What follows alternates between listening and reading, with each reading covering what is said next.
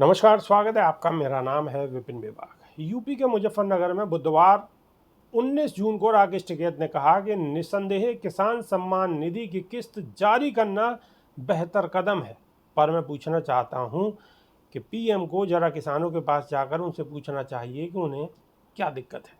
क्या प्रधानमंत्री किसानों के पास गए? राकेश टिकैत ने आगे सवाल उठाया, क्या पीएम नरेंद्र मोदी ने किसानों से उनकी समस्याओं के बारे में कभी पूछा?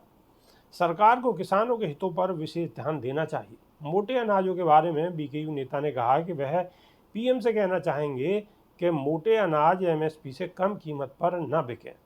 राकेश टिकैत का मानना है कि अगर सही दाम मिलने लगे तब इससे हमारे किसान भाइयों को आर्थिक मोर्चे पर दुश्वारियों का सामना नहीं करना पड़ेगा। किसानों को अगर उचित कीमत मिल जाए तो वे कुछ भी पैदा कर सकते हैं, उनके लिए कुछ भी कठिन नहीं है। राकेश टिकैत ने जोर देते हुए आगे कहा कि आप प्रधानमंत्री नरेंद्र मोदी और सरकार किसानों को उनकी फसल पर उचित कीमत दिलवाएं। अगर आप ऐसा करते हैं तो इससे आपकी भी ज़रूरतों की पूर्ति होगी और विदेशों की भी ज़रूरतों की पूर्ति होगी। किसी को भी कोई समस्या नहीं आएगी।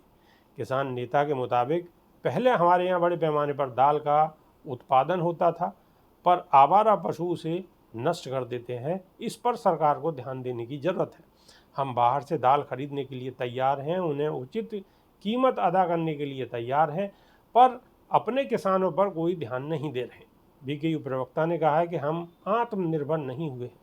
बाहर से तेल आता है, दालें बाहर से आती हैं, किसानों की ओर से पैदा दालें एमएसपी से कम कीमत पर बिकती हैं। चना सहित अन्य दालें कम कीमत पर बिकती हैं। कई बार इनकी खरीद ठीक तरीके से नहीं हो पाती।